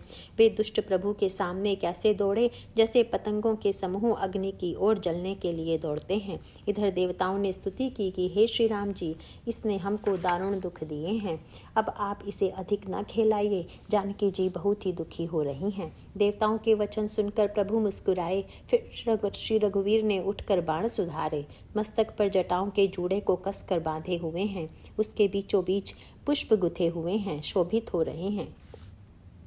लाल नेत्र और मेघ के समान श्याम शरीर वाले और संपूर्ण लोगों के नेत्रों को आनंद देने वाले हैं। प्रभु ने कमर में फेंटा तथा तरकस कस लिया और हाथ में कठोर शार्ंग धनुष ले लिया। प्रभु ने हाथ में शार्ंग धनुष लेकर कमर में बाणों की खान अक्षय सुंदर तरकस कस लिया। उनके भुजदंड पुष्ट हैं और मनोहर चौड़ी छाती पर ब्राह्मण भृगु जी के चरण का चिन्ह शोभित है। तुलसीदास जी कहते हैं, जो ही प्रभु धनुष बाण हाथ में लेकर फिराने लगे त्यों ही ब्रह्मांड, दिशाओं के हाथी, कच्छप, शेष जी, पृथ्वी, समुद्र और पर्वत सभी डगमगा उठे। भगवान की शोभा देखकर देवता हर्षित होकर फूलों की अपार वर्षा करने लगे और शोभा, शक्ति और गुणों के धाम करुणा निधान प्रभु की जय हो, जय हो, जय हो ऐसा पुकारने लगे। इसी बीच में निशाचरों की अत्यंत घनी सेना कसमसाती हुई आपस में टकराती हुई आई। उसे देखकर वानर योद्धा इस प्रकार उसके सामने चले जैसे प्रलय काल के बादलों के समूह हों। बहुत से कृपाण और तलवारें चमक रही हैं, मानो दसों दिशाओं में बिजलियां चमक रही हों। हाथी, रथ और घोड़ों का कठोर चिंगाड़ ऐसा लगता है मानो बादल भयंकर गर्जन कर रहे हों। वानरों की बहुत सी पूंछें आकाश में छाई हुई हैं। वे ऐसी शोभा दे रही हैं मानो सुंदर इंद्रधनुष उदय हुए हों। धूल ऐसी उठ रही है मानो जल की धारा हो। बाण रूपी बूंदों की अपार वृष्टि हुई। दोनों ओर से योद्धा पर्वतों का प्रहार करते हैं मानो बारंबार वज्रपात हो रहा हो। श्री रघुनाथ जी ने क्रोध करके बाणों की झड़ी लगा दी, जिससे राक्षसों की सेना घायल हो गई। बाण लगते ही वीर चित्कार कर उठते हैं और चक्कर खा खा कर जहाँ तहाँ पृथ्वी पर गिर पड़ते हैं। उनके शरीरों से ऐसे खून बह रहा है मानो पर्वत के भारी झरनों से जल बह रहा हो। इस प्रकार डरपोकों को भय उत्पन्न करने वाली रुधिर की नदी बह चली। डरपोकों को भय उपजाने वाली अत्यंत अपवित्र रक्त की नदी बह चली। दोनों दल उसके दोनों किनारे हैं। रथ रेत है और पहिए भंवर हैं। वह नदी बहुत भयावनी बह रही है। हाथी, पैदल, घोड़े, गधे तथा अनेकों सवारियां ही, जिनकी गिनती कौन करे। नदी के जल जंतु हैं। बाण, शक्ति और तोमर सर्प हैं। धनुष तरंगे हैं और ढाल बहुत से कछुए हैं। वीर पृथ्वी पर इस तरह गिर रहे हैं मानो नदी किनारे के वृक्ष ढह रहे हों। बहुत सी मज्जा बह रही है, वही फेन है। डरपोक जहाँ इसे देखकर डरते हैं वहाँ उत्तम योद्धाओं के मन में सुख होता है। भूत, पिशाच और बेताल, बड़े बड़े झोंटों वाले महान भयंकर झोंटिंग और प्रमथ शिवगण उस नदी में स्नान करते हैं। कोई और चील भुजाएं लेकर उड़ते हैं और एक दूसरे से छीन कर खा जाते हैं। एक कोई कहते हैं, अरे मूर्खों, ऐसी सस्ती बहुतायत है, फिर भी तुम्हारी दरिद्रता नहीं जाती। घायल योद्धा तट पर पड़े करहा रहे हैं, मानो जहां तहां अर्ध जल वे व्यक्ति जो मरने के समय आधे जल में रखे जाते हैं पड़े हों। गीध आते खींच रहे हैं, मानो मछली मार नदी तट पर से चित्त लगाए हुए ध्यानस्थ होकर बंसी खेल रहे हों, बंसी से मछली पकड़ रहे हों। बहुत से योद्धा बहे जा रहे हैं और पक्षी उन पर चढ़े चले जा रहे हैं, मानो वे नदी में नावारी नौका क्रीड़ा खेल रहे हों। योगनियां खप्परों में भर भर कर खून जमा कर रही हैं, भूत पिशाचों की स्त्रियां आकाश में नाच रही हैं, चामुंडाएं योद्धाओं की खोपड़ियों का करताल बजा रही हैं और नाना प्रकार से गा रही हैं। गीदड़ों के समूह कट कट शब्द करते हुए मुर्दों को काटते खाते हुआ हुआ करते और पेट भर जाने पर एक दूसरे को डांटते हैं। करोड़ों धर बिना सिर के घूम रहे हैं और सिर पृथ्वी पर पड़े जय जय बोल रहे हैं। मुंड कटे सिर जय जय बोलते हैं और प्रचंड रुंड बिना सिर के दौड़ते हैं। पक्षी खोपड़ियों में उलझ उलझ कर परस्पर लड़े मरते हैं। उत्तम योद्धा दूसरे योद्धाओं को ढा रहे हैं। श्री रामचंद्र जी के बल से दर्पित हुए वानर राक्षसों के झुंड को मसल डालते हैं। श्री राम जी के बाण समूहों से मरे हुए योद्धा लड़ाई के मैदान में सो रहे हैं। रावण ने हृदय में विचारा कि राक्षसों का नाश हो गया है, मैं अकेला हूँ और वानर भालू बहुत हैं, इसीलिए मैं अब अपार माया रचूं। देवताओं ने प्रभु को पैदल बिना सवारी के युद्ध करते देखा तो उनके हृदय में बड़ा भारी क्षोभ उत्पन्न हुआ। फिर क्या था, इंद्र ने तुरंत अपना रथ भेज दिया। उसका सारथी मातली हर्ष के साथ उसे ले आया। उस दिव्य अनुपम और तेज के पुंज तेजोमय रथ पर कौशलपुरी के राजा श्री रामचंद्र जी हर्षित होकर चढ़े। उसमें 4 चंचल मनोहर अजर अमर और मन की गति के समान शीघ्र चलने वाले देवलोक के घोड़े जुते थे। श्री रघुनाथ जी को रथ पर चढ़े देखकर वानर विशेष बल पाकर दौड़े। वानरों की मार सही नहीं जाती, तब रावण ने माया फैलाई। एक श्री रघुवीर के ही वह माया नहीं लगी। सब वानरों ने और लक्ष्मण जी ने भी उस माया को सच मान लिया। वानरों ने राक्षसी सेना में भाई लक्ष्मण जी सहित बहुत से रामों को देखा। बहुत से राम लक्ष्मण देखकर वानर भालू मन में मिथ्या डर से बहुत ही डर गए। लक्ष्मण जी सहित वे मानो चित्र लिखे से जहाँ के तहाँ खड़े देखने लगे। अपनी सेना को आश्चर्यचकित देखकर कौशलपति भगवान हरि दुखों के हरने वाले श्री राम जी ने हंसकर धनुष पर बाण चढ़ाकर पल भर में सारी माया हर ली। वानरों की सारी सेना हर्षित हो गई। फिर श्री राम जी सबकी ओर देखकर गंभीर वचन बोले, हे वीरों, तुम सब बहुत ही थक गए हो, इसीलिए अब मेरा और रावण का द्वंद्व युद्ध देखो। ऐसा कहकर श्री रघुनाथ जी ने ब्राह्मणों के चरण कमलों में सिर नवाया और फिर रथ चलाया। तब रावण के हृदय में क्रोध छा गया और वह गरजता तथा ललकारता हुआ सामने दौड़ा। उसने कहा, अरे तपस्वी, सुनो, तुमने युद्ध में जिन योद्धाओं को जीता है मैं उनके समान नहीं हूँ। मेरा नाम रावण है। मेरा यश सारा जगत जानता है। लोकपाल तक जिसके कैद खाने में पड़े हैं। तुमने खरदूषण और विराट को मारा, बेचारे बालिका व्याध की तरह वध किया, बड़े बड़े राक्षस योद्धाओं के समूह का संहार किया और कुंभकर्ण तत्नाथ को भी मारा। अरे राजा, यदि तुम रण से भाग न गए तो आज मैं वह सारा वैर निकाल लूंगा। आज मैं तुम्हें निश्चय ही काल के हवाले कर दूंगा। तुम कठिन रावण के पाले पड़े हो। रावण के दुर्वचन सुनकर और उसे काल के वश जानकर कृपा निधान श्री राम जी ने हंसकर यह वचन कहा, तुम्हारी सारी प्रभुता जैसा तुम कहते हो बिल्कुल सच है, पर यह अब व्यर्थ बकवाद न करो, अपना पुरुषार्थ दिखलाओ। व्यर्थ बकवाद करके अपने सुंदर यश का नाश न करो। क्षमा करना, तुम्हें नीति सुनाता हूँ, सुनो। संसार में 3 प्रकार के पुरुष होते हैं, पाटल, गुलाब, आम और कटहल के समान। एक पाटल फूल देते हैं, एक आम फूल और फल दोनों देते हैं, और एक कटहल में केवल फल ही लगते हैं। इसी प्रकार पुरुषों में एक कहते हैं करते नहीं, दूसरे कहते हैं और करते भी हैं, और एक तीसरे केवल करते हैं पर वाणी से कहते नहीं। श्री राम जी के वचन सुनकर वह खूब हंसा और बोला, मुझे ज्ञान सिखाते हो। उस समय वैर करते तो नहीं डरे, अब प्राण प्यारे लग रहे हैं। दुर्वचन कहकर रावण क्रुद्ध होकर वज्र के समान बाण छोड़ने लगा। अनेकों आकार के बाण दौड़े और दिशा विदिशा तथा आकाश और पृथ्वी में सब जगह छा गए। श्री रघुवीर ने अग्नि बाण छोड़ा, जिससे रावण के सब बाण क्षण भर में भस्म हो गए। तब उसने खिसियाकर तीक्ष्ण शक्ति छोड़ी, किंतु श्री रामचंद्र जी ने उसको बाण के साथ वापस भेज दिया। वह करोड़ों चक्र और त्रिशूल चलाता है, परंतु प्रभु उन्हें बिना ही परिश्रम काट कर हटा देते हैं। रावण के बाण किस प्रकार निष्फल होते हैं, जैसे दुष्ट मनुष्य के सब मनोरथ। तब उसने श्री राम जी के सारथी को 100 बाण मारे। वह श्री राम जी की जय पुकार कर पृथ्वी पर गिर पड़ा। श्री राम जी ने कृपा करके सारथी को उठाया। तब प्रभु अत्यंत क्रोध को प्राप्त हुए। युद्ध में शत्रु के विरुद्ध श्री रघुनाथ जी क्रोधित हुए। तब तर्कस में बाण कस मसाने लगे, बाहर निकलने को आतुर होने लगे। उनके धनुष का अत्यंत प्रचंड शब्द टंकार सुनकर मनुष्य भक्षी सब राक्षस वातग्रस्त हो गए, अत्यंत भयभीत हो गए। मंदोदरी का हृदय कांप उठा, समुद्र कच्छप पृथ्वी और पर्वत डर गए। दिशाओं के हाथी पृथ्वी को दांतों से पकड़कर चिंघाड़ने लगे। यह कौतुक देखकर देवता हंसे। धनुष को कान तक तान कर श्री रामचंद्र जी ने भयानक बाण छोड़े। श्री राम जी के बाण समूह ऐसे चले मानो सर्प लहलहाते हुए जा रहे हों। बाण ऐसे चले मानो पंख वाले सर्प उड़ रहे हों। उन्होंने पहले सारथी और घोड़ों को मार डाला, फिर रथ को चूर चूर करके ध्वजा और पताकाओं को गिरा दिया। तब रावण बड़े जोर से गरजा, पर भीतर से उसका बल थक गया था। तुरंत उसने दूसरे रथ पर चढ़कर खिसियाकर उसने नाना प्रकार के अस्त्र शस्त्र छोड़े। उसके सब उद्योग वैसे ही निष्फल हो रहे हैं जैसे परद्रोह में लगे हुए चित्त वाले मनुष्य के होते हैं। तब रावण ने 10 त्रिशूल चलाए और श्री राम जी के चारों घोड़ों को मारकर पृथ्वी पर गिरा दिया। घोड़ों को उठाकर श्री रघुनाथ जी ने क्रोध करके धनुष खींचकर बाण छोड़े। रावण के सिर रूपी कमल वन में विचरण करने वाले श्री रघुवीर के बाण रूपी भ्रमरों की पंक्ति चली। श्री रामचंद्र जी ने उसके 10 सिरों में 10-10 बाण मारे, जो आर पार हो गए और सिरों से रक्त के पनाले बह चले।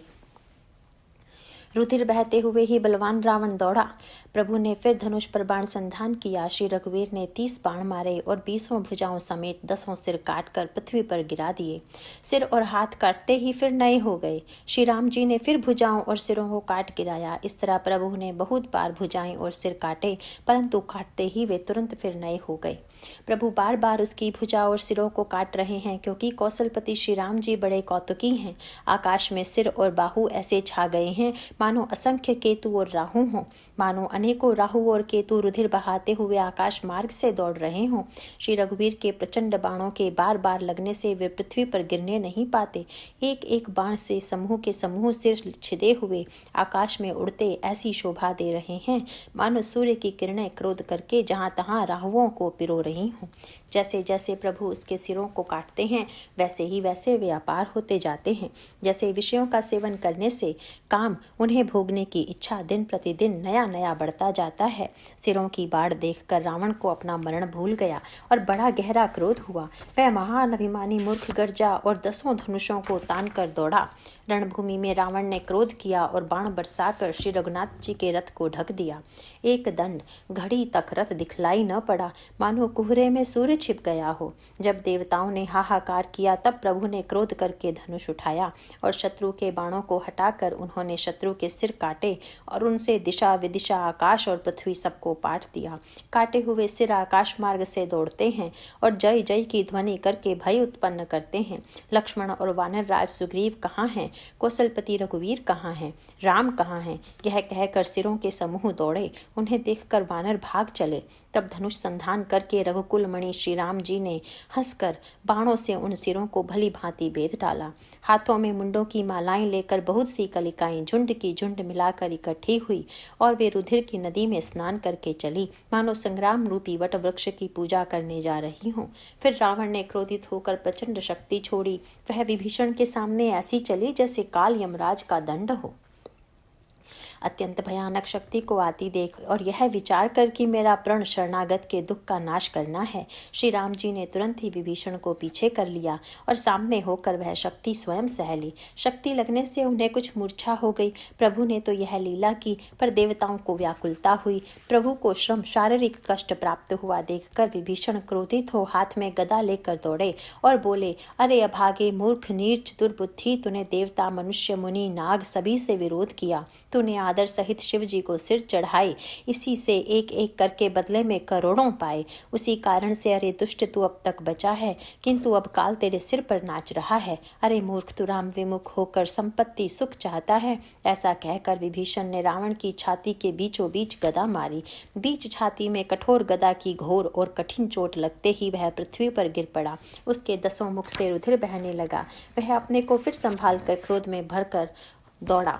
दोनों अत्यंत बलवान योद्धा भिड़ गए और मल्ल युद्ध में एक दूसरे के विरुद्ध होकर मारने लगे। श्री रघुवीर के बल से गर्वित विभीषण उसको रावण जैसे जगत विजयी योद्धा को पासंग के बराबर भी नहीं समझते। शिव जी कहते हैं, हे उमा, विभीषण क्या कभी रावण के सामने आंख उठाकर भी देख सकता था, परंतु अब वही काल के समान उससे भिड़ रहा है। यह श्री रघुवीर का ही प्रभाव है। विभीषण को बहुत ही थका हुआ देखकर हनुमान जी पर्वत धारण किए हुए दौड़े।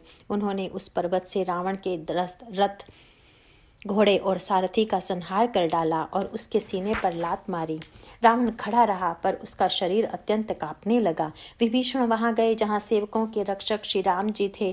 फिर रावण ने ललकार कर हनुमान जी को मारा। वे पूंछ फैलाकर आकाश मार्ग में चले गए। रावण ने पूंछ पकड़ ली। हनुमान जी उसको साथ लिए हुए ऊपर उड़े। फिर लौटकर महाबलवान हनुमान जी उससे भिड़ गए। दोनों समान योद्धा आकाश में लड़ते हुए एक दूसरे को क्रोध करके मारने लगे। दोनों बहुत से छल बल करते हुए आकाश में ऐसे शोभित हो रहे हैं मानो कज्जलगिरी और सुमेरु पर्वत लड़ रहे हों। जब बुद्धि और बल से राक्षस गिराए न गिरा, तब मारुति श्री हनुमान जी ने प्रभु को स्मरण किया। श्री रघुवीर का स्मरण करके धीर हनुमान जी ने ललकार कर रावण को मारा। वे दोनों पृथ्वी पर गिरते और फिर गिरकर उठकर लड़ते हैं। देवताओं ने दोनों की जय जय पुकारी। हनुमान जी पर संकट देखकर वानर भालू क्रोधातुर होकर दौड़े, किंतु रण मद माते रावण ने सब योद्धाओं को अपने प्रचंड भुजाओं के बल से कुचल और मसल डाला। तब श्री रघुवीर के ललकारने पर प्रचंड वीर वानर दौड़े। वानरों के प्रबल दल को देखकर रावण ने माया प्रकट की। क्षण भर के लिए वह अदृश्य हो गया। फिर उस दुष्ट ने अनेकों रूप प्रकट किए। श्री रघुनाथ जी की सेना में जितने रीछ वानर थे, उतने ही रावण जहां तहां चारों ओर प्रकट हो गए।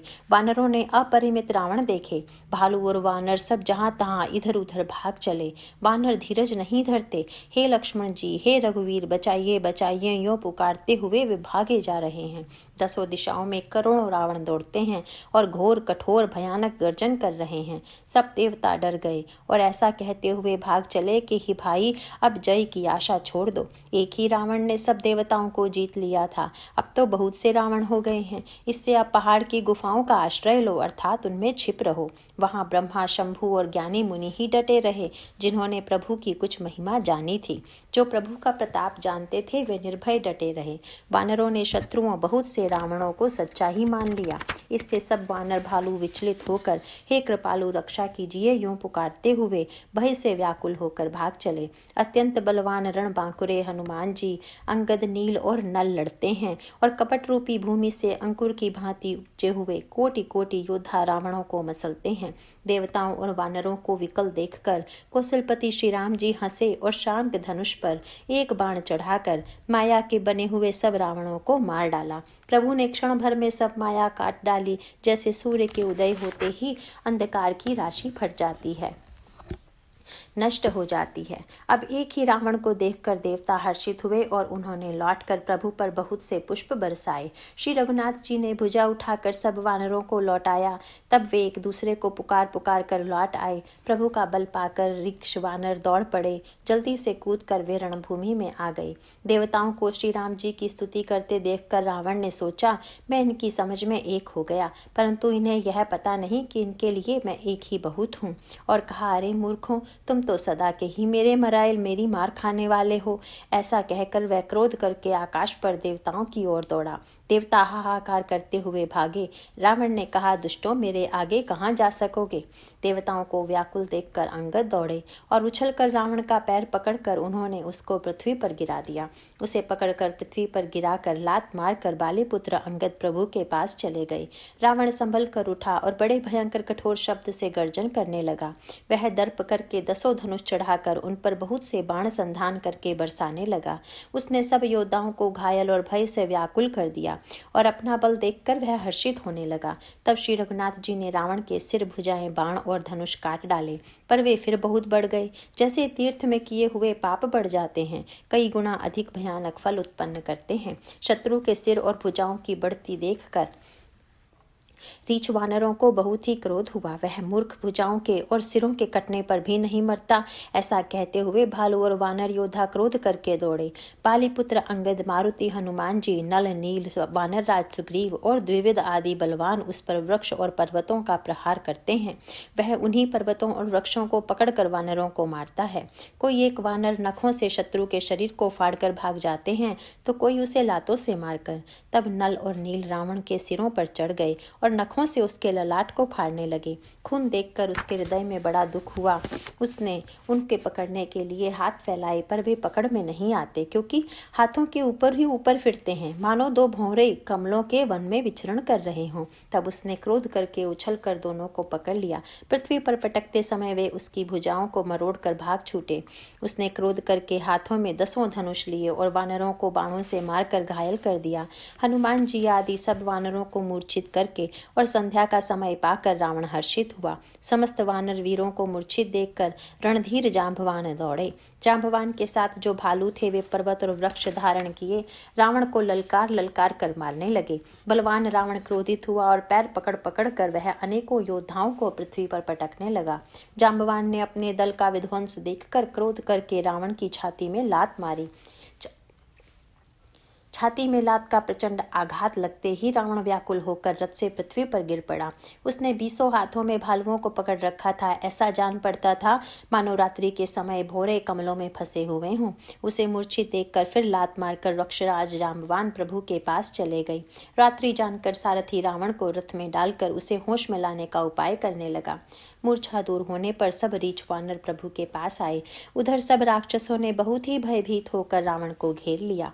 नारायण नारायण। 26वां विश्राम समाप्त।